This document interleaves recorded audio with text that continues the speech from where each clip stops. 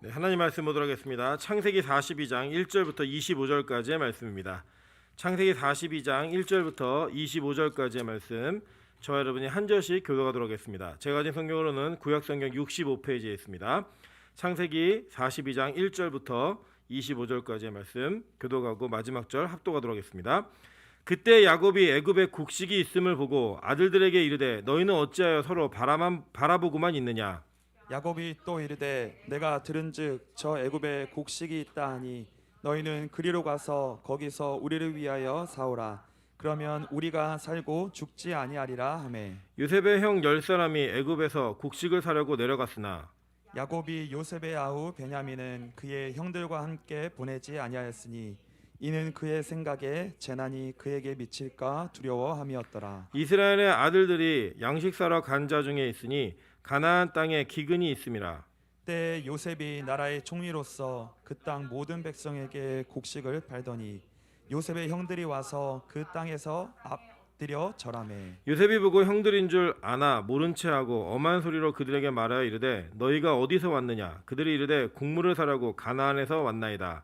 요셉은 그의 형들을 알아보았으나 그들은 요셉을 알아보지 못하더라. 요셉이 그들에게 대하여 꾼 꿈을 생각하고 그들에게 이르되 너희는 정탐꾼들이라 이 나라의 틈을 엿보려고 왔느니라. 그들이 그에게 이르되 내 주여 아니니이다. 당신의 종들은 곡물을 사러 왔나이다. 우리는 다 한 사람의 아들들로서 확실한 자들이니 당신의 종들은 정탐꾼이 아니니이다. 요셉이 그들에게 이르되 아니라 너희가 이 나라의 틈을 엿보러 왔느니라. 그들이 이르되 당신의 종 우리들은 12형제로서 가나안 땅 한 사람의 아들들이라. 막내 아들은 오늘 아버지와 함께 있고 또 하나는 없어졌나이다. 요셉이 그들에게 이르되 내가 너희에게 이르기를 너희는 정탐꾼들이라 한 말이 이것이니라. 너희는 이같이 하여 너희 진실함을 증명할 것이라. 바로의 생명으로 맹세하노니 너희 막내 아우가 여기 오지 아니하면 너희가 여기서 나가지 못하리라. 너희 중 하나를 보내어 너희 아우를 데려오게 하고 너희는 갇히어 있으라. 내가 너희의 말을 시험하여 너희 중에 진실이 있는지 보리라. 바로의 생명으로 맹세하노니 그리하지 아니하면 너희는 과연 정탐꾼이니라 하고 그들을 다 함께 3일을 가두었더라. 사흘 만에 요셉이 그들에게 이르되 나는 하나님을 경외하노니 너희는 이같이 하여 생명을 보존하라. 너희가 확실한 자들이면 너희 형제 중 한 사람만 그 옥에 갇히게 하고 너희는 곡식을 가지고 가서 너희 집안에 굶주림을 구하고 너희 막내 아우를 내게로 데리고 오라. 그러면 너희 말이 진실함이 되고 너희가 죽지 아니하리라 하니 그들이 그대로 하니라. 그들이 서로 말하되 우리가 아우의 일로 말미암아 범죄하였도다. 그가 우리에게 애걸할 때 그 마음의 괴로움을 보고도 듣지 아니하였으므로 이 괴로움이 우리에게 임하도다. 르우벤이 그들에게 대답하여 이르되 내가 너희에게 이 아이에 대하여 죄를 짓지 말라고 하지 아니하였더냐. 그래도 너희가 듣지 아니하였느니라. 그러므로 그의 핏값을 치르게 되었도다 하니 그들 사이에 통역을 세웠으므로 그들이 요셉이 듣는 줄을 알지 못하였더라. 요셉이 그들을 떠나가서 울고 다시 돌아와서 그들과 말하다가 그들 중에서 시므온을 끌어내어 그들의 눈 앞에서 결박하고 합독합니다. 명하여 곡물을 그 그릇에 채우게 하고 각 사람의 돈은 그의 자루에 도로 넣게 하고 또 길 양식을 그들에게 주게 하니 그대로 행하였더라. 아멘. 네, 우리 주변에 있는 분들에게 그리고 옆에 계신 우리 가족분들에게 이렇게 한번 인사하겠습니다. 새해 복 많이 받으십시오. 네, 이렇게 다시 한번 인사합니다. 내가 당신의 복입니다. 내가 당신의 복입니다. 네, 또 이렇게 하나님 은혜 가운데 새해를 맞을 수 있어서 참 감사합니다. 2021년을 맞아 첫 예배를 또 첫 2부 예배를 주님 앞에 드림을 또 감사하면서 오늘 말씀 가운데 또 은혜를 나누도록 하겠습니다. 네, 오늘 창세기 42장 1절부터 25절까지의 말씀을 가지고 야곱의 축복 정말 받고 싶은가라는 제목으로 하나님 말씀 증거하도록 하겠습니다. 원래 이 축복이라고 하는 단어는 우리가 잘못 사용하고 있습니다. 원래 이 빌축자의 복복자이기 때문에 축복은 이게 빌어주는 건데 야곱이 받은 복, 하나님이 축복하신다라고 얘기하는 거는 맞는데 축복을 받았다라고 얘기하고 이렇게 얘기하는 것에서 복이라는 단어로 그냥 쓰는 게 원래 맞거든요. 근데 이제 이걸 잘못 사용하고 있지만 의미 전환이 되었기 때문에 그냥 이게 축복이라는 단어로 좀 쓰도록 하겠습니다. 우리가 이제 보통 보면 야곱의 축복이라는 노래 다 아시죠, 그죠? 너는 담장 너머로 뻗은 나무 이거 부르면 또 저작권 걸리죠, 그죠? 예, 그냥 그런 찬양이 있습니다. 여기 보면은 야곱의 축복이라고 하는 복이 되게 매력적이라는 거예요. 그래서 그 매력적인 단어를 가지고 그 복을 가지고 우리가 찬양을 하고 노래까지도 지어서 서로 이렇게 얘기합니다. 우리가 보통 뭐 이름을 지을 때 좋은 이름을 지으려고 하지 나쁜 이름 지으려고는 잘 안 합니다. 성경 이름 보면 뭐 김요셉 여기 있지만 뭐 김이세벨 뭐 이렇게는 안 짓더라는 거 이름을. 그러니까 이제 복이라고 하는 단어 그리고 그 복 받은 사람에 대한 어떤 동경함들 또 그렇게 됐으면 좋겠다는 소망함들 이런 것들이 우리 기독교 문화 속에 여러분의 삶 속에 많이 들어와 있다는 거예요. 그래서 저는 개인적으로 이 야곱이라고 하는 사람의 인생 사실 이 오늘 43장부터 쭉 이어지거든요. 43, 44, 45 쭉 이어지는 그 스토리 가운데 실제로 이 야곱의 처지를 통해서 지금 하나님이 야곱을 어떻게 인도해 오셨는지 그리고 야곱이 현재 어떤 위치인지를 다시 한번 점검해 보셔야 될 필요성이 있습니다. 왜냐하면 우리가 생각하는 복과 좀 거리가 있는 결론적 내용들이 여기 기록되어 있기 때문입니다. 먼저 보실까요? 원래 야곱은 차자로 태어났습니다. 그죠? 차자로 태어나 가지고 그는 자기 자신이 차자로 태어났다라고 하는 거는 그 시대 속에서는 더 이상 가능성이 없는 가망이 없는 그런 존재일 수밖에 없는 그런 상황이었습니다. 그래서 그가 이 상황을 역전하고 싶어서 어떻게 하면 내가 장자의 복을 누릴 수 있을까를 고민하다가 형을 속이고 아버지를 속여서 하나님의 복을 받아냅니다. 그죠? 강탈을 낸 거죠, 사실은. 근데 사실 여러분 생각해 보십시오. 그게 그렇게 했다라고 진짜 그 복이 옮겨지는 걸까요? 사실 저는 아니라고 생각합니다. 하나님이 어떤 분이신데 인간 사이의 거래를 통해서 하나님의 복의 줄기를 그 거래에 종속되어서 그 물줄기를 바꾸시겠어요? 그런 분이 아니라는 거예요. 그런 분이 아니라 오히려 그 야곱의 관점에서 볼 때 그 야곱의 절망적 몸부림이 결국 하나님의 복을 받아내기 위한 그 절망적 몸부림 내가 할 수 없다는 것 때문에 그 몸부림이 형을 속이고 아버지를 속이겠다라는 거예요. 근데 그렇게 형을 속이고 아버지를 속여서 쭉 도망간 땅이 어디예요? 라반의 땅이었어요. 그죠? 외삼촌 땅 하란이라고 하는 곳에 갑니다. 저는 이제 어렸을 때 좀 기억이 있어요. 어떤 기억이냐면 저 외갓집하고 좀 친했습니다. 외삼촌들이 참 정이 많고 잘해주셨어요. 그리고 생일 때가 되면 외갓집에서 생일을 맞으면 꼭 그렇게 맛있는 것도 많이 사주시고 저는 이게 추억이 많아요. 데리고 다니시면서 막 초등학교 5학년 때 공기총 쏴갖고 비둘기 잡는 거, 산비둘기 잡는 거 막 이런 거 가르쳐 주시고 공기총도 막 쏴보고 또 겨울에 그 개구리 잡으러 다니고 또 여름에는 개울에서 이렇게 배터리로 지져가지고 고기 잡다가 제가 감전돼갖고 죽을 뻔하고 이런 경험도 있고 재밌는 기억들이 많아요. 외삼촌 그러면 이렇게 좋은 기억이 많은 게 대부분인데 이 야곱에게 외삼촌은 그런 좋은 외삼촌이 아니었어요. 속고 속이고 뭐 재산 늘어질까봐 막 서로 막 경쟁하고 이러면서 눈치 봐가면서 눈칫밥 먹으면서 그 외삼촌의 아들들 그러니까 촌수로 따지면 사촌 동생들이죠. 그 동생들이랑 결혼하기 위해 동생하고 결혼하기 위해서 7년을 고생했는데 속았어요. 그죠? 그래서 14년을 고생을 하고 그 부인들을 얻어냅니다. 얻어낸 다음에 복이 있었느냐? 자기가 사랑하는 여자는 애를 못 낳고 사랑하지 않았던 여자는 막 애를 막 계속 낳아요. 그러니까 막 그 주변에서 있는 막 질투, 분쟁, 그래서 막 각자 자기 몸종을 또 후첩으로 들여가지고 거기서 또 애 낳기 경쟁이 벌어집니다. 여러분 뭐 제가 한번 말씀드리겠지만 야곱에게 4명의 부인이 있었다는 거 행복했을까요? 저는 절대 아니라고 생각해요. 막 일 끝나고 막 양떼 치고 막 지친 몸에 막 들어오고 있는데 그 문 앞에서 다 텐트를 다 각자 쳤겠죠. 각자의 텐트 앞에서 부인들이 여보 오늘은 이 집이에요, 이 방이에요 막 부르고 애들이 아빠 일로 오세요. 그럴 때마다 매일 밤 한 집으로 들어갈 때 그 시기와 질투 막 각 방에서 막 모함하고 서로 암투하고 질투하고 이거를 다 누가 받아내야 되냐? 다 야곱이 받아내야 됐어요. 그런 고난의 인생을 살다가 결국엔 다 도저히 해서 못 견디겠다. 도망갑니다. 도망가는데 또 삼촌은 따라와요. 따라오니까 겁나가지고 막 자기 부인들한테 우리 같이 갈래? 나 사실 이렇게 억울했어. 막 얘기하면서 도망가다가 잡히니까 또 하나님이 자기 지켜주셔가지고 겨우 살아남아요. 겨우 살아남았더니 이게 끝인 줄 알았더니 형이 있어요. 형. 와, 이렇게 형한테 왔다고 얘기하니까 형이 칼을 차고 온다는 얘기를 듣습니다. 칼 차고 말 타고 막 달려오는 거예요. 그래갖고 그가 형한테 바친 그 짐승들 그거를 지금으로 한 사람이 약 10억 정도가 돼요.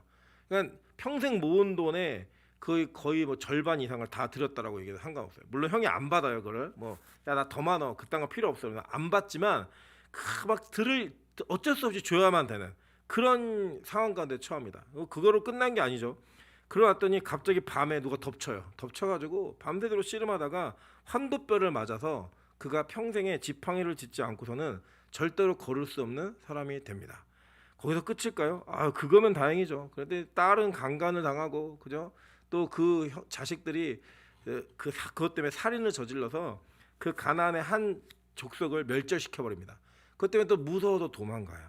도망갔죠. 도망간 그 땅에서 또 살다가 양치던 아들들을 감시하고자 자기가 가장 사랑하는 독자를 보냈더니 독자가 짐승에 찢겨 죽었어요.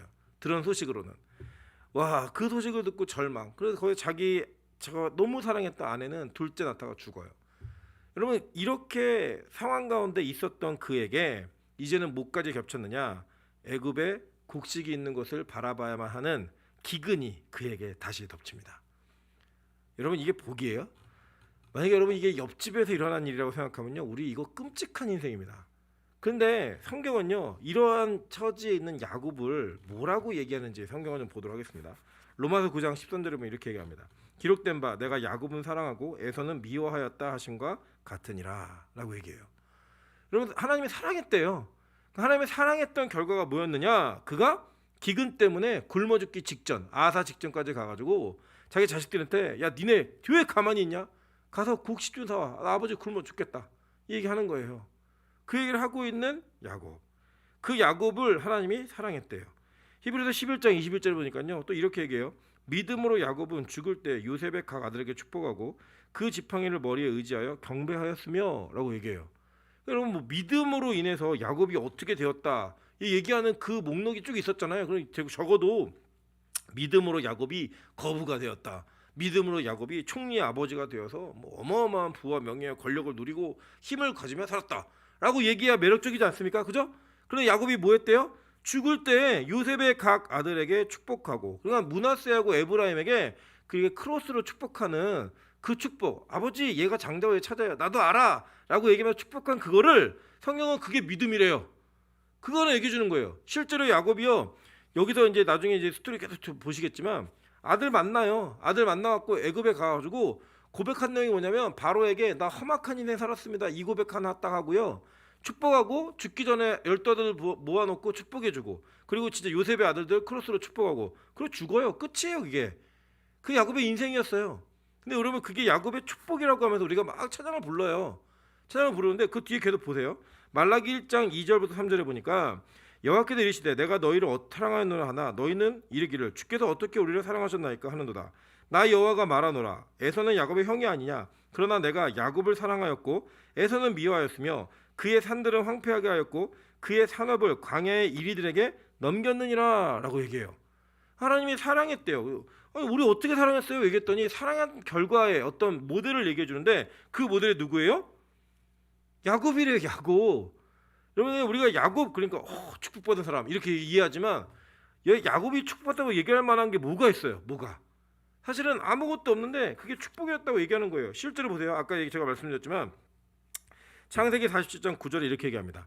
야곱이 바로에게 아뢰되 내 나그네 길의 세월이 130년이다.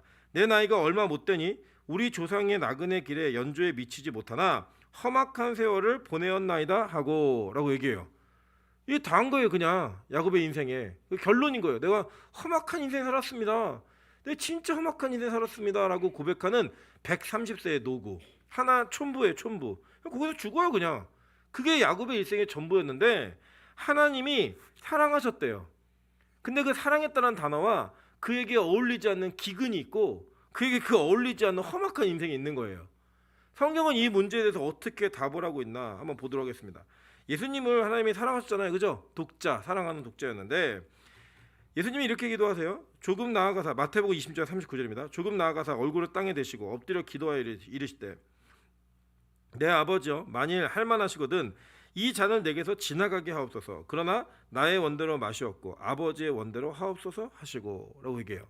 하나님이 자기 아들을 정말 사랑했거든요. 그 사랑하는 예수님이 뭐라고 구하고 있냐면, 하나님, 내가 이 십자가를 정말 지기가 너무 싫습니다. 힘듭니다. 근데 이거를 좀 내가 원하는데 이거를 내 잔을 이거 피할 수 있게 도와주세요 라고 기도했는데, 하나님이 결국 하나님의 원대로 해주세요 라고 얘기한 그 예수의 입에다가 그 잔을 밀어 넣어 버리셨어요. 그죠? 억지로 마시겠다고요. 그걸 단지 예수님은 순종하셨을 뿐이에요. 하나님이 사랑하는 자에게 주시는 고난이 있었다는 거예요. 그리고 결국 그 십자가를 지게 하시면서 뭐라고 십자가를 표현하고 있냐면 보실게요. 고린도서 1장 23절부터 24절입니다. 우리는 십자가에 못 박힌 예수 그리스도를 전하니 유대인에게는 거리끼는 것이요 이방인에게는 미련한 것이로되 오직 부르심을 받는 자들에게는 유대인이나 헬라인이나 그리스도는 하나님의 능력이요 하나님의 지혜니라라고 얘기해요. 여러분 사실 요새는요 이 십자가가 여러분에게 굉장히 큰 어떤 그 장식 도구이기도 해요. 그죠? 우리 자매들 대부분 교회 좀 다닌다는 자매들 보면 십자가 모형을 하고 있는 액세서리가 없는 사람이 없겠죠. 그죠? 뭐 그 옷핀이 되었든 뭐 목걸이가 됐든 귀걸이가 됐든 다 있어요. 지금은 우리가 그거를 그렇게 사용하지만 그 당시에 십자가라는 것은요 저주의 욕이었습니다. 예를 들면 원수에게 이 십자가에 못 박힐 놈아 이렇게 얘기했어요. 너 어떻게 이렇게 심한 욕을 해 이렇게 얘기할 정도에 실제로 여러분 로마 시민권이 없으면 그 원래 이게 페르시아의 형벌이었거든요. 페르시아에서 가장 잔인하게 사람을 죽이는 방법을 페르시아 전쟁하던 로마가 이게 벤치마킹을 해가지고 가지고 들어온 거예요. 근데 너무 잔인해가지고 로마 시민권이 있는 사람은 십자가형을 면했어요. 아무리 큰 잘못 저질러도. 그래서 여러분 바울 사도가 로마 시민권이 있었잖아요. 그래서 바울은 도끼로다가 목을 쳐 죽여요. 오 잔인해 얘기하지만 여러분 한번 생각해 보세요. 산 사람을 산채로 일주일씩 달아놓는 십자가가 처참하고 비참해요. 아니면 단칼에 목 잘라 죽는 게 더 좋아요. 어느 정도는 뭐 다 둘 다 싫죠. 둘 다 싫지만 죽어야 된다면 한 번에 끝내는 게 훨씬 좋아요. 고통 없이. 그래서 진짜로 여러분 십자가형을 당할 때 로마 병사들에게 그 십자가형을 당하는 가족들이 돈을 줬어요. 더 많이 때려갖고 일찍 죽게 해달라고. 그 정도로 괴로운 게 바로 십자가였다고요. 근데 그걸 누구에게 줬느냐? 사랑하는 독자였던 이 예수에게 하나님께서 주신 거예요. 아이러니하지 않습니까? 사랑한다며요. 네. 우리 그때 그러잖아요. 너 사랑한다며 어떻게 이럴 수 있어? 이 얘기하는 게 뭐냐면 나한테 좀 잘 못하거나 나를 섭섭하게 하거나 그죠? 내가 속상하게 할 때 이렇게 얘기할 수 있잖아요. 그죠? 그렇게 얘기해야 되는 그 답과 그 대답 그 질문을 사실은 누가 했어야 되냐? 야곱이 했어야 돼요. 그 또 누가 했어야 돼요? 예수가 했어야 된다고요. 근데 하나님이 사랑하는 자들에게 이러한 험악한 인생을 살게 하시더라는 거예요. 근데 우리는 이제 그럴 수 있잖아요. 하나님 어떻게 이럴 수 있지? 여러분 이제 하나님은요, 이 우리가 영어로는 하나님을 갓이라고 하잖아요. 갓. 근데 영어로 이제 선하다가 굿이에요. 굿. 이 좋다 뭐 이런 얘기도 있지만 선하다라는 의미도 있어요. 굿에는. 근데 이 굿은 갓으로부터 온 거예요. 어원이 갓이에요. 그러니까 하나님은 무조건 선한 거예요. 하나님이 하시는 일은 다 선한 거예요. 하나님을 선하다라고 얘기하고 그것이 좋다라고 얘기할 수밖에 없는 그 어원에서 보는 것처럼 우리는 또 그렇게 고백할 수밖에 없는 거예요. 누가복음 18장 19절에 보면 이렇게 얘기합니다. 어떤 관리가 물어 이르되 선한 선생님이여 내가 무엇을 하여 영생을 얻으리까? 예수께서 이르시되 내가 어찌하여 나를 선하다 일컫느냐? 하나님 한 분 외에는 선한 이가 없느니라 라고 얘기했어요. 근데 그 나중에 보시면 알겠지만 예수님이 자기가 누구라고 얘기하죠? 하나님의 아들, 하나님은 나와 동일한 분이다 라고 얘기하잖아요. 그러면서 뭘 가르치고 있냐면 하나님은 선한 분이다. 즉 예수도 선한 분이다 라고 얘기하면서 이 선하신 하나님의 뜻, 그 뜻을 우리가 이해할 수 없더라도 그분이 옳다는 거예요. 항상 그분이 진리다는 거예요. 여러분 이거 고백하는 게 그렇게 쉽지가 않더라는 거예요. 살아보니까 이것이 우리에게 실제로 그렇게 감사로 나타날 수 없더라는 거예요. 로마서 9장 14절에 이렇게 얘기합니다. 그런즉 우리가 무슨 말을 하리요? 하나님께 불의가 있느냐? 그럴 수 없느니라 라고 얘기해요. 시편 106편 1절에 보면요, 할렐루야 여호와께 감사하라. 그는 선하시며 그 인자하심이 영원함이로다. 시편 107편 1절도 118편 1절도 118편 23절도 135편 3절도 136편도 동일하게 고백하는 게 뭐냐면요, 그는 선하시며 그 인자하심이 영원함이로다 라고 얘기하더라는 거예요. 근데 여러분 실제로 이런 일이 우리에게 고백되어지던가요? 진짜로 매번? 여러분 제가 좋아하는 그 기독교 변증가 중에 C.S. 루이스라고 하는 사람이 있습니다. 이 사람 천재예요. 천재. 어렸을 때부터 천재였고요. 그 사람이 쓴 글을 보면 야 어떻게 이렇게 어려운 개념을 이렇게 쉽게 설명하지? 라고 느낄 정도의 어떤 그 감동이 있어요. 감동이. 제가 굉장히 좋아하는 책들인데 뭐 어떤 분들은 C.S. 루이스의 회심도 다시 한번 점검해야 돼 뭐 이런 얘기 있지만 저는 어쨌든 제가 읽었던 책들 가운데 상당수의 많은 인사이트를 그분의 책에서 이렇게 얻은 내용들이 좀 있습니다. 근데 이분이 쓴 책 중에 헤아려 본 슬픔이라는 책이 있어요. 이 책의 내용은 어떤 내용이냐면 이분이 이제 인생을 사시다가 말년에 이제 이분이 쓴 책 중에 여러분 잘 아는 책이 뭐냐면 나니의 연대기 아시죠? 나니의 연대기 이분이 쓴 거예요. 그리고 그 반지의 제왕 쓴 사람하고 친구예요. 친구인데 이 사람이 이제 혼자서 이게 독신으로 오랫동안 살다가 늦지막히 인생의 말년에 그 여자 하나를 만나요. 그 부인이랑 결혼합니다. 근데 여자가 이제 헐리우드의 배우였어요. 미모의 배우였는데 이 여성하고 그냥 같이 잘 사는 거, 마무리를 하는 거를 되게 원했어요. 되게 원했는데 결혼한 지 몇 해 안 돼 갖고 하나님이 이 여자의 생명을 걷어갑니다. 아내를 걷어가요. 그래갖고요, 이 C.S. 루이스가 패닉 상태에 들어가요. 패닉 상태에 들어가갖고 열받아갖고 쓴 책이 헤아려 본 슬픔이라는 책이에요. 그 책에 보면요, 하나님을 향한 분노, 절제되지 않는 감정들 이런 것들이 그냥 고스란히 드러나요. 아니 어떻게 이렇게 좋은 책, 뭐 순전한 기독교, 뭐 고통의 문제 이런 어마어마한 명작과 대작들을 써낸 분이 이렇게 말할 수 있을까라고 싶을 정도로 하나님에 대한 분노의 감정을 절제되어지지 않은 글로 막 표출해요. 그래서 그거 보면서 이분이 정말 신앙인이 맞나? 라고 느낄 정도로. 근데 그분이 어떤 분이었냐면 고통의 문제 이런 책들 보면 그런 고난과 어려움을 다 하나님 뜻으로 인정하고 받아들이라고 얘기했던 사람이에요. 그 사람인데 그가 직접 고난의 통로로 들어가니까 그게 안 되더라는 거예요. 예. 여러분 제가 정확하게 이름이 맞는지 모르지만 쿠샥이라는 유대인 랍비가 쓴 책도 그 책의 내용을 보면 뭐 이런 거예요. 그분이 정말 선하게 살았던 랍비예요. 유대인 랍비인데 이분의 아들이 조로증으로 죽습니다. 그러니까 자기가 사랑하는 아이가 이 자기 품에서 늙어지고 할아버지로 죽은 거예요. 그 조로증으로 죽은 이후에 그가 하나님을 믿지 않아야 될 증거들을 쭉 기록하는 책을 써내요. 뭐냐면 인생의 고난이 자기에게 오니까 자기가 그 고난 가운데 들어가니까 이 고난을 하나님의 복으로 못 받아들이는 거예요. 못 받아들이고 하나님 저주하고 하나님을 원망하고 불평하는 것들을 쏟아놓더라는 거예요. 그럼 마찬가지입니다. 저는 이러한 고난과 이러한 어려움들 이 모든 것들이 하나님으로부터 오는 복이라고 가르치는 설교자입니다. 그러함에도 불구하고 제 인생에 그러한 고난과 그런 어려움이 왔을 때 제가 결정했던 내용이 뭐냐면 정말 그만 살아야겠다. 내가 이렇게라도 하나님께 반항을 한번 해봐야겠다라고 하는 그런 절망 가운데 결정을 하더라는 거예요. 그게 인간입니다. 하나님 근데 우리를 그렇게 몰아넣으시면서 그걸 복이라고 얘기하시는 거예요. 제가 한번 결론적으로 물어보면 여러분 야곱 복 받은 사람이에요 아니에요? 대답하기 곤란했죠, 그죠? 이전에는 야곱의 축복을 부르면 서로 너는 하나님의 사람, 뭐 너는 뭐 아름다운 뭐 그 될 거야, 뭐 가지, 뭐 뻗은 가지 막 이런 거 하잖아요. 그때 막 서로 막 좋고 막 걔도 제일 싫은 건 눈 쳐다보면서 찬양 시키는 거. 저는 그게 너무 싫었어요. 옛날에도 눈을 보면서 찬양하세요. 그러면 뭐예요? 그게 눈 마주치다가 그리고 처음에 너는 하나님이 하다가 아름다운 가사를 다시 오는데 가사 꺼버려야 돼요. 그럴 때는 계속 봐야 되고 막 이러는데 너무 힘들어요. 힘들었는데 그 복을 얘기하는 그 복의 정체를 알고 나면 쉽게 할 수 없는 찬양이더라는 거예요. 이제 여러분 적어도 이 설교를 들으신 분들이 야곱의 축복의 노래를 부르면서 너는 하나님의 사람이라고 얘기하면 야이씨 그게 복이냐? 이런 감정이 솟아오를 만큼 정말로 힘든 상황이 이게 펼쳐져 있는 거예요. 야곱에게. 여러분 이 상황이요 우리가 어려운 상황이 아니라는 거예요. 왜냐? 흔히 볼 수 없는 상황이 아니라 흔히 보는 상황이라는 거예요. 왜냐면요 여러분 예수 믿으면서 우리에게 좋은 일만 있냐 그렇지 않더라는 거예요. 여러분 보세요. 요셉이 꿈 꾸고 난 다음에 어떤 일이 벌어졌죠? 그 꿈을 얘기했더니 종으로 팔려가고요 죄인이 되고요 감옥에 갇혔어요. 그게 하나님이 꿈꾸었던 요셉, 꿈꾸게 하신 요셉에게 하신 일이에요. 도대체 왜 이러시는 거예요? 왜 도대체 왜 이런 부조리함과 불합리함과 말도 안 되는 상황들을 벌려놓으시고 우리에게 그걸 복이라고 고백하라고 얘기하는지 여러분 이상하지 않으세요? 성경은 여기에 대한 대답하고 있다는 거예요. 신명기 8장 1절부터 3절입니다.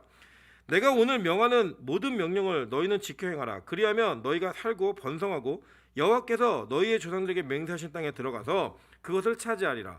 내 하나님 여호와께서 이 40년 동안에 내게 광야길을 걷게 하신 것을 기억하라.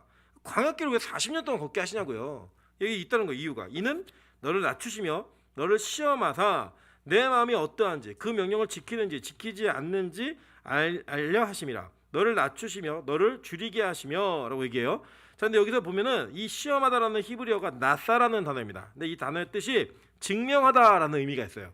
증명하기 위함이래요. 그거 뭐예요? 하나님을 사랑하는지 명령 지키는지 이거 한대요. 그러면서 또 너도 알지 못하며 내 조상들도 알지 못하던 만나를 내게 먹이신 것은 사람이 떡으로만 사는 것이 아니요 여호와의 입에서 나오는 모든 말씀으로 사는 줄을 내가 알게 하려 하심이라 라고 얘기해요. 자, 여기 동일한 단어가 또 창세기에 쓰이죠. 창세기 22장 11절부터 잘못됐는데 이거 11절입니다. 거기서 보면 이거예요. 1절이에요. 죄송해요. 1절 2절이에요. 창세기 22장 1절 2절입니다. 그 일 후에 하나님이 아브라함을 시험하시려고 여기에 쓰인 단어가 똑같아요. 나사라고 하는 단어예요. 증명하려고 그를 부르시되 아브라함 하시니 그가 이르되 내가 여기 있나이다. 여호와께서 이르시되 내 아들 내 사랑하는 독자 이삭을 데리고 모리아 땅으로 가서 내가 내게 일러준 한 산 거기서 그를 번제로 드리라 라고 얘기했어요. 야, 여러분, 하나님이 사랑하는 자에게 주시는 시험의 강도와 이 정도가 어마어마한 정도죠. 그죠? 한번 생각해 보세요. 여러분에게 하나님이 나타나셔서 야, 내가 너에게 축복의 땅을 줄 건데 40년 동안 광야를 걸어야 돼 라고 하면 여러분 지금부터 40 더 해보세요. 여러분 나이에다가. 그럼 여기에는 안 계신 분들도 계실 거고요. 걷다가 그 광야에서 죽어야 될 사람들 말년에 정말 여러분 이렇게 좀 더 구체적으로 얘기해 볼까요? 여러분에게 하나님이 얘기하신 거예요. 너 앞으로 40년 뒤에 정말 좋은 남편을 줄게. 얘기하신 거예요. 와, 그럼 우리 처녀들이 어떤 일을 벌이겠어요? 하나님, 내 40년 뒤에 휠체어 타고 예식장 들어가야 됩니다. 이게 결혼입니까? 병수발이고 요양원이지? 이렇게 고백할 거 아니에요, 그죠? 하나님이 40년이라는 얘기를 하면서 이 40년 뒤에 너에게 복된 땅으로 들어가게 하겠다라고 얘기한 그 내용들, 그 결론들, 이게 어떻게 복이냐고요. 근데 거기에 하나님의 시험이 있대요. 그 시험은 하나님 몰라서 시험하시는 게 아니라 그 시험 속에는 뭐가 있느냐, 저와 여러분의 믿음의 수준과 그 과정이 얼만큼 진행되었는가를 스스로 확인하게 하시려는 목적이 있다는 거예요. 여러분, 제가 우리 창세기 설교 때 들으셨잖아요.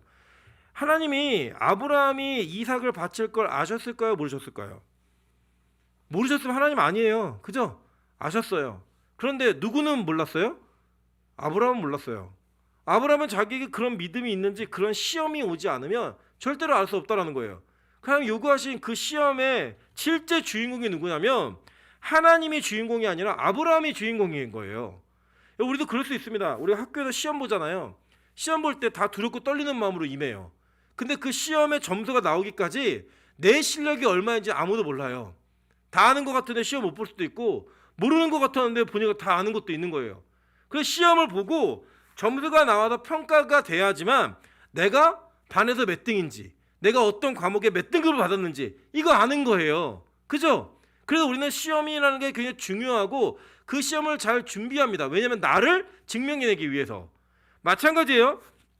하나님이 우리에게 어떤 상황과 환경을 허락하시면 우리를 시험하실 때에는 우리를 낙심하게 하고 무너뜨리고 유혹에 빠지게 하기 위한 시험은 없어요. 그런 시험을 하지 않는다고 이미 하나님 성경에서 말씀하셨다고요. 야고보서에서. 하나님 그렇게 시험하는 분이 아니라고. 그럼 하나님의 시험의 목적과 의미는 뭐냐? 시험하셨잖아요, 분명히. 그죠? 그게 뭐냐? 증명하기 위함이에요. 누구를요? 우리 자신을. 그래서 그 증명을 위해서 하나님이 우리에게 시험이라고 하는 그 단계를 허락하신다라는 거예요. 그럼 이게 언제 끝나느냐? 이 시험이 언제 끝나면 볼게요. 레위기 11장 45절. 나는 너희의 하나님이 되려고 너희를 애굽 땅에서 인도하는 여호와라. 내가 거룩하니 너희도 거룩할지어다. 거룩해질 때까지 하는 거예요. 이 온전한 거룩함은 어디서 이루어지죠? 주님 오시는 새하늘과 새 땅에서 이루어지는 거예요. 언제까지 시험이 있는 거예요? 여러분 사는 평생. 와, 끔찍하죠, 그죠? 여러분 사는 평생 시험이 있는 거예요. 창세기 17장 1절에 보니까요, 아브라함이 99세 때 여호와께서 아브라함에게 나타나여 그에게 이르시되 나는 전능한 하나님이라. 너는 내 앞에서 행하여 완전하라 라고 얘기했어요. 그죠? 우리 이거 배우셨죠? 아카도로 이거 뭐라 했죠? Walking before me. 내 앞에서 걸어라요. 내 앞에서. 그 걸을 때 우리를 뒤에서 이렇게, 우리 보통 자전거 날 때, 자전거 배울 때 그러잖아요. 뒤에서 아버지나 어머니가 잡고 가다가 엄마 놓지 마. 아빠 놓으면 안 돼. 근데 안 놨어. 놓잖아요. 놓고도 계속 그 자전거를 따라가요. 아이들한테 가르칠 때. 왜요? 넘어지면 잡아주려고. 그러나 그 따라간 속에서 자꾸 손을 놓는 이유가 뭐예요? 자전거를 혼자 타게 만들기 위해서.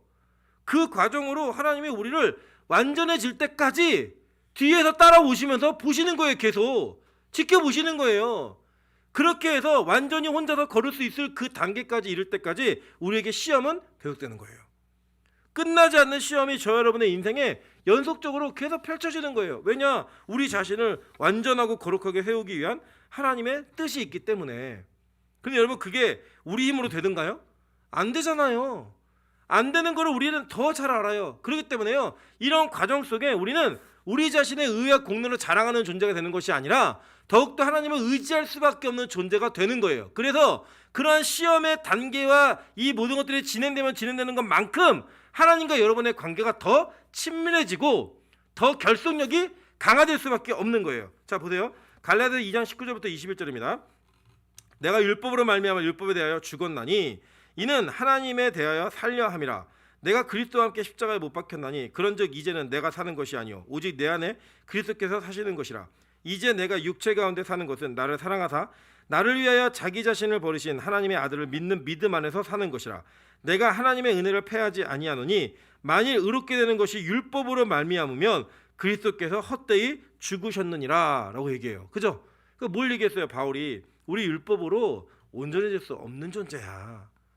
우리는 오직 그리스도의 죽으심 때문에만 가능한 존재야 라고 하는 걸 얘기해 주는 거예요.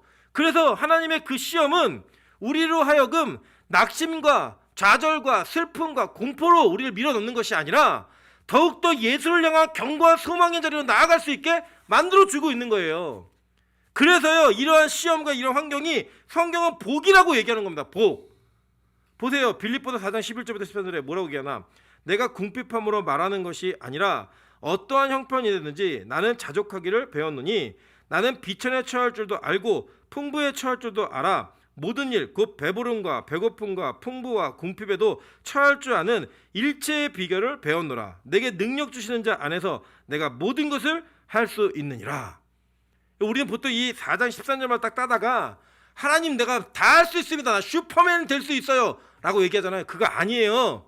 바울이 이 맥락에서 이 문맥에서 고백한 내용은 뭐냐면 하나님 내가 어떤 형편에서든지 자족하는 것을 배웠습니다. 그게 왜 가능하냐면요, 주님께서 내게 능력 주시는 자 안에서 모든 일이 가능하도록 하게 하셨기 때문에 내가 가난에도 비천에도 풍부에도 배고픔에도 궁핍에도 다 처할 줄 아는 일체의 비결을 배웠습니다 라고 얘기하는 거예요. 그것을 가르치기 위해 하나님은 우리에게 계속적으로 풍년도 주시고 흉년도 주시고 연단을 통해서 우리 인생을 다듬어 가시는 거예요. 여러분, 앞으로 여러분에게 신앙생활 열심히 하고 예배 열심히 드리면 슬프고 좌절되는 일이 없을까요? 아니요, 저는 확신합니다. 있어요. 100% 있습니다. 그리고 그 좌절을 통해 우리 스스로는 이 모든 것을 견뎌낼 수 없다는 사실을 인정할 수밖에 없게 만드실 거예요. 그리고 난 다음에 고백하는 게 뭐냐면요, 완전한 자기 부인이에요. 하나님, 나는 모든 것을 할 수 없는 존재입니다. 그런데 주님이 도와주셔야 하지만 할 수 있기 때문에 내가 더 주님을 의지합니다 라는 자리에 나아가는 거예요. 여러분, 그것이 우리에게 신앙의 결정체, 마지막 주님 앞에 섰을 때 내놓을 수 있는 믿음의 결정체라고 하는 겁니다. 그래서 우리 기독교는 우리 자신을 강화하는 나 자신의 강화의 길로 나아가는 것이 복음이 아니라 나 자신을 부인하고 내 자신이 얼마나 연약한지를 고백하는 온전한 고백을 통하여 하나님의 뜻이 우리 안에 온전히 이루어지는 그날까지 하나님 우리를 연단하시고 시험하시는 거예요. 그래서 우리에게 가난이 있고요, 기근이 있고 배고픔이 있고 굶주림이 있고 주님을 의지하지 않으면 살 수 없는 그 길로 하나님 우리를 인도하신다는 거예요. 여러분 잘 보세요.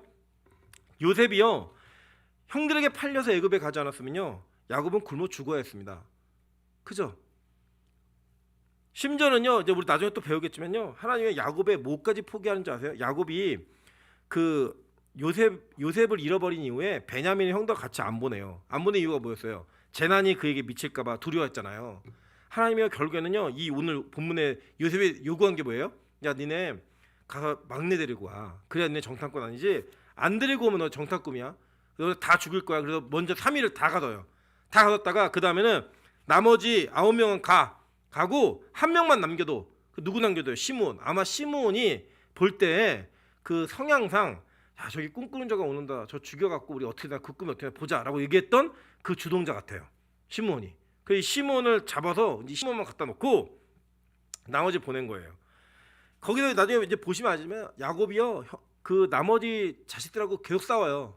자식들이 뭐라고 했냐면 아버지 지금 그 총리가요 막내 안 데려오면요 우리 다 죽인다 그랬어요. 우리 정탐꾼이라 해서 지금 시몬 죽게 생겼으니까 막내 좀 내놓으세요.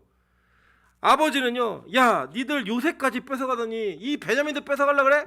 이거 또 차별하면서 막내만 자기 자식인 거예요. 시몬 갇혀 있는데 하나님의 결계는요 굶주림의 끝에서 내가 자식을 잃으면 이르려다 그리고 베냐민 포기하게 만들어요. 그게 뭔지 아세요? 자기 부인이에요. 왜냐하면 자식은요 자기의 또 다른 확장이에요.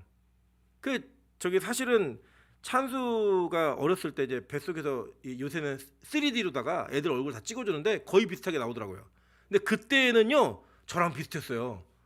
이거 저 너무 좋은 거예요. 막 머리 큰 아이가 기저귀 차고 막 걸어다니는 그 생각하니까 너무 기뻤어요.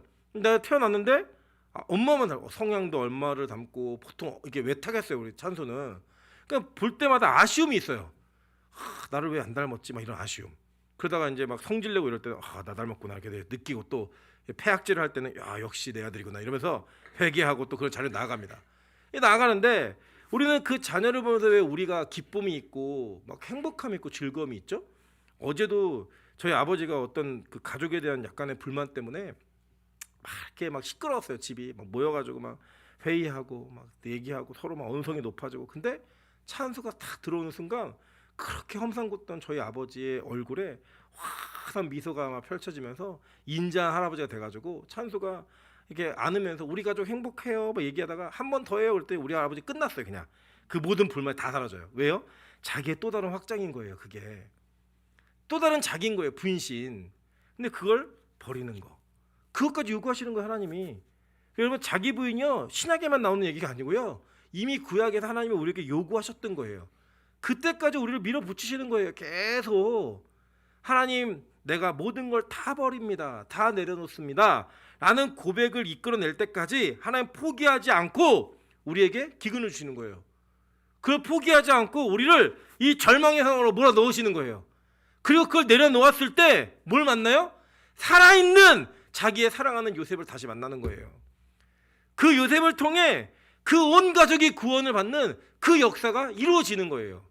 그래서 여러분 하나님의 계획과 뜻에는요 우리에게 너무나 아픔이 있다 할지라도 반드시 그 뜻에 맞는 일들이 진행되고 있는 거예요. 그러니까 하나님의 뜻은 반드시 이루어집니다.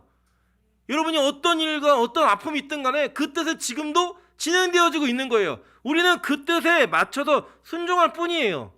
근데 내 자기 부인이 안 되니까 순종이 안 되는 거예요. 그게 순종이 안 되니까 버팅기고 원망하고 불평하고 분노하는 그런 삶을 살게 된다는 거예요. 여러분 명심하십시오. 하나님은요 역사상 그리고 성경 전체를 보면요 단 한 번도 패배가 없었던 하나님 정말 고집불통의 하나님 절대 권력자입니다. 아멘이 안 되시나요? 하나님 누구에게 졌어요? 아무에게도 지지 않았다고요. 다 이겨오셨어요. 백전백승 만전만승 상승의 장군 단 한 번의 패배도 경험하지 않은 그 하나님이 지금 여러분과 싸우고 계신 거예요. 여러분이 그 하나님과 싸우고 있는 거예요. 이길 가능성 제로. 그분은 자신의 뜻을 우리 가운데 이루어 가시는 일에 절대 우리를 포기하지 않으세요. 내가 너를 구원할 거야 라고 찍으시면 어떠한 방법으로든 구원하세요. 내가 너를 축복할 거야 라고 찍으시면 어떠한 방법으로든 축복하세요. 내가 너를 가난과 기근과 절망으로 몰아넣을 거야. 어떻게든 몰아넣으세요. 발버둥을 치더라도. 그런 일들이 여러분한테 있게 되는 거예요. 계속 그걸 고백하게 하시는 거예요. 우리는 자신의 삶도 마찬가지지만 남의 삶을 보면서도 그거를 느끼는 거예요. 그걸 경험하게 하는 거예요. 그러면서 결국에는 나를 온전히 부인함으로 말미암아 나에게서 하나님의 뜻이 온전히 이루어지는 것들을 보게 되는 겁니다. 여러분 오늘 아주 재밌는 장면이 하나 나와요. 요셉에게 왔던 형들이 요셉을 못 알아봐요. 이런 일이 가능할까요? 저는 가능하다고 생각해요. 얼마 전에 우리 윤기쁨 집사님이 몇 년 전이죠? 몇 년 전이에요 이게? 7년? 8년? 전에 우리 청년들이 이 강단에서 율동하던 거를 보내줬어요. 영상으로. 그럼 뭐 내용이 뭐냐? 점핑으로 막 뛰어요. 그래서 강단이 여기에 무너졌던 게 여기에서 특정 몇 명 인원들이 뛰었어요. 그래서 거기 그 자리가 무너졌더라고요. 그걸 보니까 누군지 못 알아보겠어요. 더 지금 그때보다 훨씬 다 예뻐졌어요. 포장하는 거예요. 어쨌든 예뻐졌어요. 좋아졌어요. 못 알아봐요. 실제 그럴 수 있더라는 거예요. 실제로 이게 정말 맞나? 이 사람이 맞나? 우리도 가끔 그러잖아요. 저희 아내가 저희 교회 홈페이지에 보면 제 사진이 있는데 그게 10년 전 사진입니다. 2007년도. 그러니까 14년 전 사진, 14년 전. 그랬더니 이 사람이 누구냐요? 만나고 싶대요. 데리고 오래요. 제가 그랬어요. 나 죽은 우리 형이야. 얘기했어요. 네. 전혀 다른 사람. 못 알아봐요. 이 사람이 정말 그 사람이 맞나? 못 알아봐요. 야곱이 못 알아봤어요. 요셉을 형들이 못 알아봤어요. 근데 요셉이요, 형들을 알아보자마자 어떤 일이냐면 9절 보세요. 요셉이 그들에 대하여 꾼 꿈을 생각하고 이게 어떤 꿈이에요? 37장에 나오는 볕단이 절하는 꿈, 해와 달과 별이 절하는 꿈인 거예요. 근데 이 생각하다는 단어가 자카르라는 단어인데, 이 자카르라는 히브리어가요, 맨날 생각하고 있다가 이거야 이게 아니고요. 이게 뭐지? 이게 뭐지? 맞다, 그때 그거 기억해내는 뜻이에요. 그래서 이 단어의 뜻이 뭐냐면 회상하다, 회고하다, 기억하다 이런 뜻이 있는 거예요. 회상을 해가지고 그 뭐였지 이렇게 고민해야지만 알아낼 수 있는 단어, 그런 단어예요. 그 단어는 그러니까 요셉이 뭐예요? 맨날 꽁꽁 가지고 언젠가는 형들이 나한테 절을 할 거야. 언젠가는 아버지가 나한테도 절을 할 거야. 이렇게 깼던 그 꿈이 아니라 그는 그 꿈이 뭔지 잊어버리고 살았어요. 그냥 맡겨진 일에 최선을 다한 거예요. 왜냐? 그는 이 모든 것이 하나님의 뜻이라는 것을 인정했기 때문에 불평불만하지 않고 그 상황에 최선을 다해서 산 거예요. 그랬더니 지금 그 꿈이 이루어지는 걸 보는 거예요. 와, 하나님 진짜 하시네. 야, 내가 꾼 꿈이 그대로 이루어지네. 이걸 확인하게 되는 거예요. 여러분, 그래도 우리는요, 미래를 여러분이 얼마나 예측하겠어요. 여러분, 솔직히요, 5분 뒤에 상황만 알아도요, 우리는 전 세계를 지배할 수 있습니다. 한번 생각해보세요. 주식시장에서 5분 뒤의 상황을 다 예측할 수 있다? 여러분, 떼돈 법니다. 그냥 떼돈. 그런 정말 우리는 진짜 알 수도 없는 우리가요, 맨날 예측해요. 내년에 뭐가 될 거야, 어떻게 될 거야. 어떻게 알아요, 여러분? 우리 2020년에 코로나로 이렇게 마스크 쓰고 다닐 줄 누가 알았어요? 이거 언제 벗을지 몰라요, 사실. 그냥 우리 4월이나 5월쯤 되면 벗을 수 있지 않을까라는 희망을 갖는 거예요. 하반기에는 꼭 벗었으면 좋겠어요. 여러분 보시잖아요, 요새 기사 변종 나타났다. 예? 이 백신이 샀는데 이 변종의 효과가 있느냐 없느냐 이거 논란이에요. 몰라요. 아직 백신이 얼마나 안전한지도 모르고 치료제가 어떤 효과가 있는지 아무도 몰라요. 그런 상황이에요. 그런 상황. 우리가 그런 인간이라고요. 그런데 우리는요, 항상 꿈을 꿔요, 우리 스스로.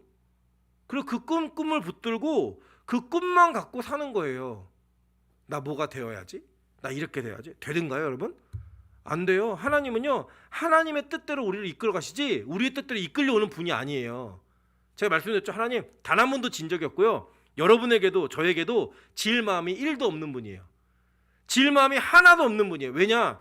하나님이 정해놓으신 최고의 길이 우리가 생각하는 최고의 길보다 훨씬 더 지혜롭고 좋은 길이기 때문에 하나님 고집으로 앉는 게 아니에요, 여러분. 그게 더 좋은 길이기 때문에 우리에게 질 마음이 없으신 분이에요. 그래서 우리를 하나님의 뜻대로 인도하시는 분이라고요. 그래서 여러분, 요셉이요, 막 꿈 붙들며 살지 않았어요. 그 꿈 가지고 나는 반드시 그렇게 될 거야 이렇게 안 했다고요. 그냥 잊어버리고 살았어요. 최선을 다하고 살았는데 그 꿈이 되네? 이건 거예요. 우리가 그렇게 살아야 되는 겁니다. 여러분, 우리가 교회에 대한 비전을 갖고 이 이후에 교회가 어떻게 될지를 얘기할 수 있어요. 그죠? 근데 그게 100% 되는 게 아니에요. 그냥 우리 지금 열심히 하는 거예요. 그 꿈이 이루어질지 않을지 모르지만 오늘 예배 열심히 드리는 거예요. 그냥 오늘 최선을 다해 예배하고 하나님 섬기는 거예요. 어떤 사람이 될지 어떤 존재가 될지 몰라요. 어떻게 알아요? 그냥 그분을 따라가면 그분의 계획에 맞춰서 우리가 실행되고 있는 거예요. 하나님 보세요. 어떤 분이신가?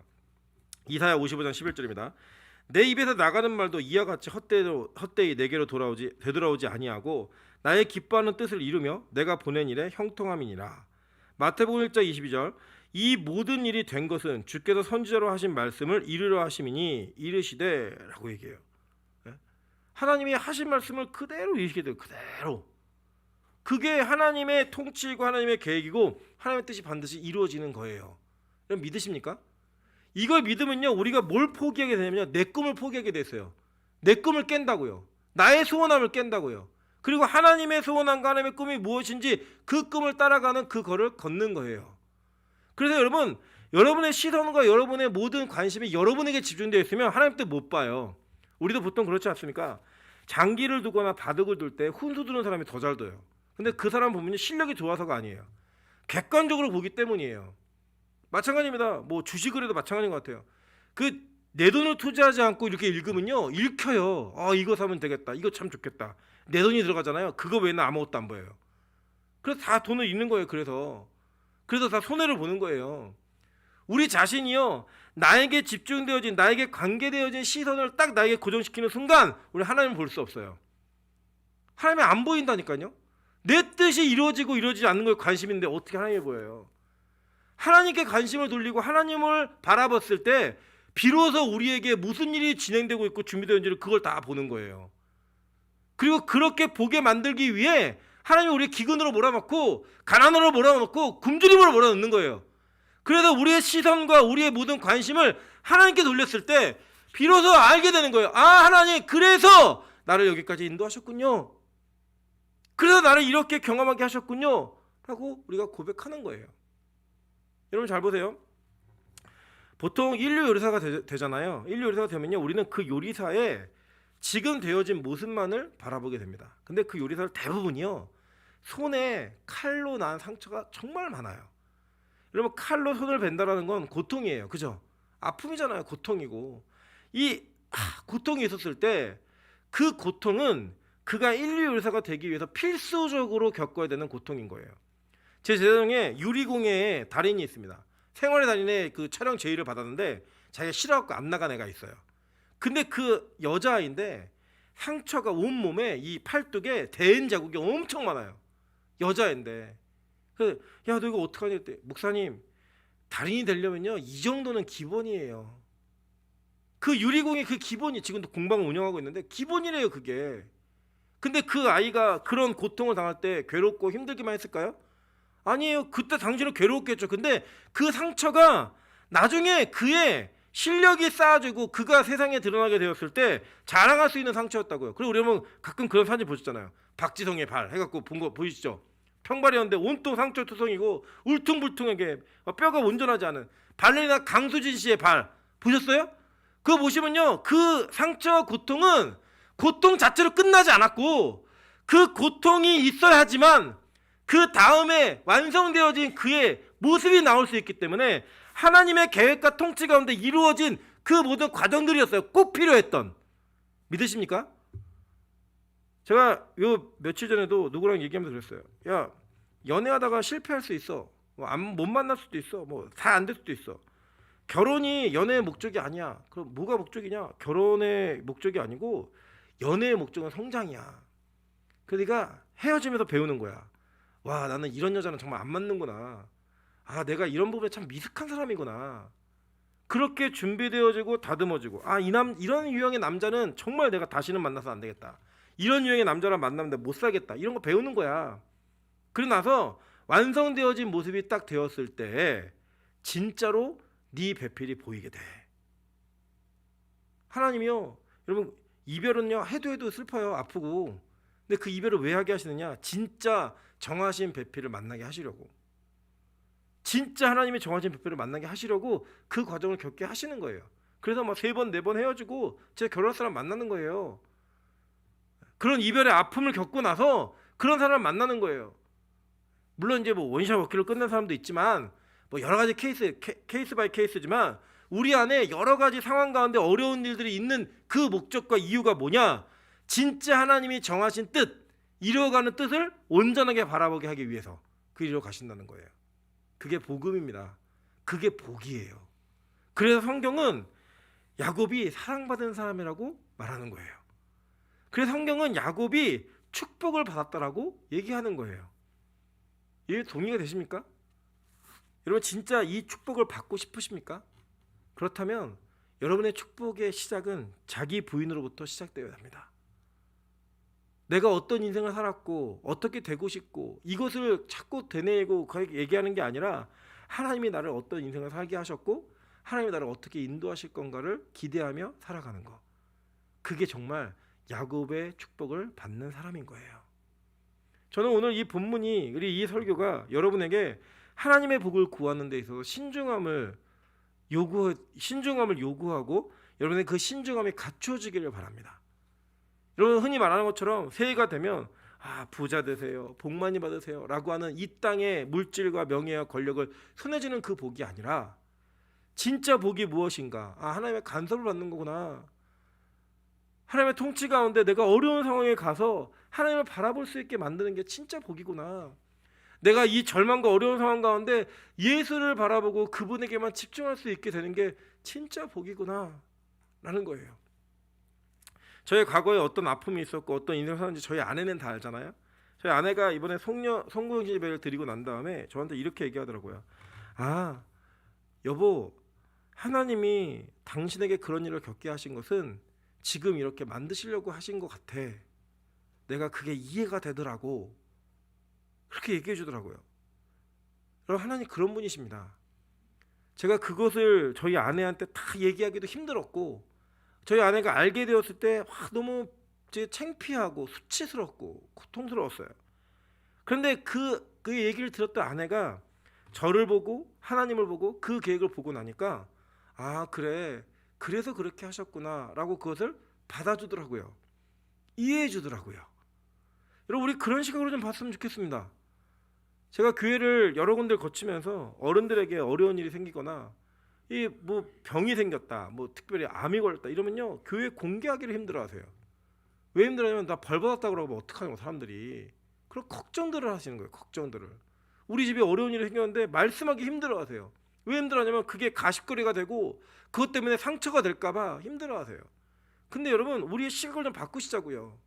하나님이 저 사람에게는 저러한 과정이 필요해서 이 사람을 만들어가고 계시는 과정이구나. 그러면 그게 너무나 귀한 일 아닙니까? 야, 하나님이 일하고 계시네. 하나님의 일이 시작됐네. 이렇게 고백할 수 있는 얘기잖아요. 우리 얘기하는 거예요. 나 남자친구랑 헤어졌어. 하나님이 나에게 일하고 계셔. 하나님이 우리 재산을 다 가져가셨어. 하나님이 나에게 일하고 계셔. 하나님이 나에게 병을 주셨어. 하나님 나하고 일하고 계셔. 이렇게 고백하고 그것을 위해 기도해주고 잘 만들어졌으면 좋겠다, 격려해주고 독려해주는 그런 복음의 일꾼들로 변하지 않겠습니까? 저희 어머니 목사님께서 저에게 하시는 말씀 중에 육의 사람은 영의 사람이 되면 자꾸 판단한다는 거예요. 이게 죄고 저거 잘못된 거고. 근데 그렇게 한 사람 사역하면 안 된대요. 누가 사역해야 되느냐? 천의 마음을 갖고 천의 눈을 가진, 하나님의 마음을 갖고 하늘의 눈을 가진 사람이 사역을 해야 된대요. 그래야 어떤 사람이 무슨 일이 있을 때 그 사람을 하나님의 마음으로 품을 수 있고, 어떤 문제가 있을 때 그 사람의 어떤 사건과 그 사람의 상황을 하나님의 눈으로 볼 수 있다는 거예요. 맞습니다, 여러분. 저는 그것을 위해 더 기도하고 있습니다. 제가 그런 목사가 되기 위해. 금요일이었나요? 우리 무슨 얘기하다가 어떤 집사님 둘이 저한테 그런 얘기하더라고요. 제 스타일을 얘기하면서 목사님 직설적이고 알아요, 제가.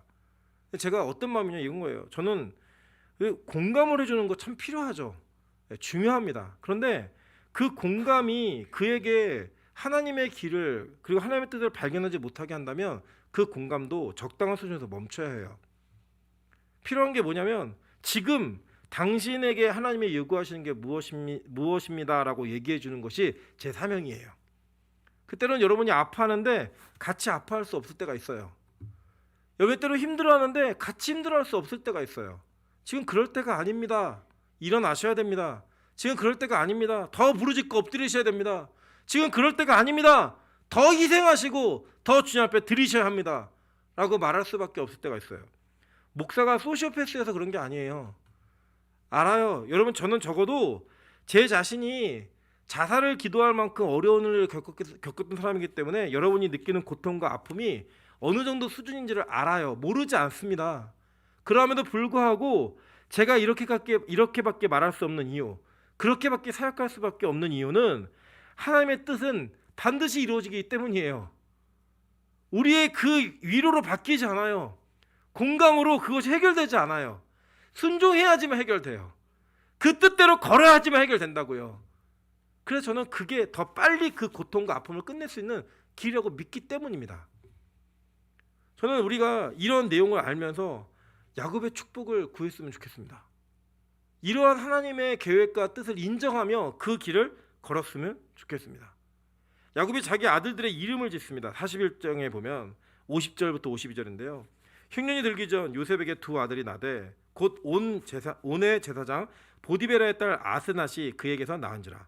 요셉이 그의 장남의 이름을 므낫세라 했으니 하나님이 내게 내 모든 고난과 내 아버지의 온 집의 일을 잊어버리게 하셨도다 라고 얘기해요. 그게 뭐예요? 고통스러운 거예요. 요셉이 고통스러웠어요. 진짜 아팠다고요. 너무 힘들었다고요. 근데 그가 애굽의 총리가 되어서 첫째 아들을 낳으면서 첫째 아들의 이름을 므낫세라고 지으면서 하나님, 내게 있는 모든 고난과 내 아버지의 집에 일어났던 모든 고통을 다 잃어버리게 하셨습니다. 근데 이렇게 됐잖아요. 이거 이제 알겠어요. 그 고백한 거예요. 요셉이 그때까지 힘들고 어렵지만 말하지 않았어요. 참고 견딘 거예요. 하나님 뜻이 있겠지. 뜻이 있었으니까 여기까지 왔겠지. 그 결과가 므낫세라는 첫째를 낳았어요. 둘째는 뭔지 아세요? 에브라임이에요. 에브라임의 뜻이 뭐냐? 하나님이 나를 내가 수고한 땅에서 번성하게 하셨나이다.